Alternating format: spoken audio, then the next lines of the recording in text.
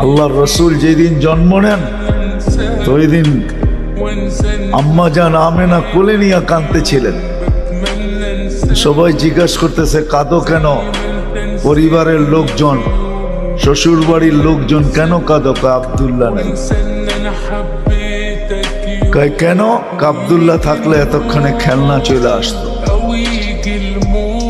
আল্লাহ যেন কানে কানে বলতেছিলেন আমেনা কাঁদিস না, আব্দুল্লাহ খেলনা আনলে আর কোত্থেকে আনবে? মক্কার বাজার থেকে পাথরের আনবে, কাঠের আনবে, প্লাস্টিকের আনবে, মাটির আনবে, সূর্য ডুবতে দে চাঁদকে খেলনা বানায় পাঠায়। আর ঘটছেও তাই। আবু তালেব বলে বিকালে যখন শোয়ায় দিছি, সূর্য ডুবার পরে যখন শোয়ায় দিছি, চকির উপরে তো বাদাল কামরু আইয়াদনু, চাঁদ দ্রুত গতিতে নিচে নামতেছিল।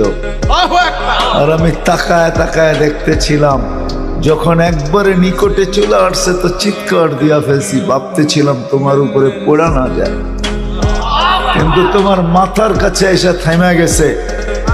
তুমি হাত পাও নাড়াচাড়া করতেছিল আর চাঁদ উপরে ডান্স করতেছিল। তো বলছে চাচা জানেন চাঁদ কি বলতেছিল? তা তো জানি না। বলে আন্নাল কামারা ইউগান্নিনি ওয়া ইউহাকিনি ওয়া ইয়ামনাউনি মিনাল বুকা। চাঁদ আমাকে ছন্দ শুনাইতেছিল, কান্না থেকে বিরত রাখতেছিল। আমি যেন না কাঁদি, কাঁদলে আম্মার কষ্ট হবে। আল্লাহ চাঁদকে আমার সাথে খেলার জন্য খেলনা বানায় পাঠায়।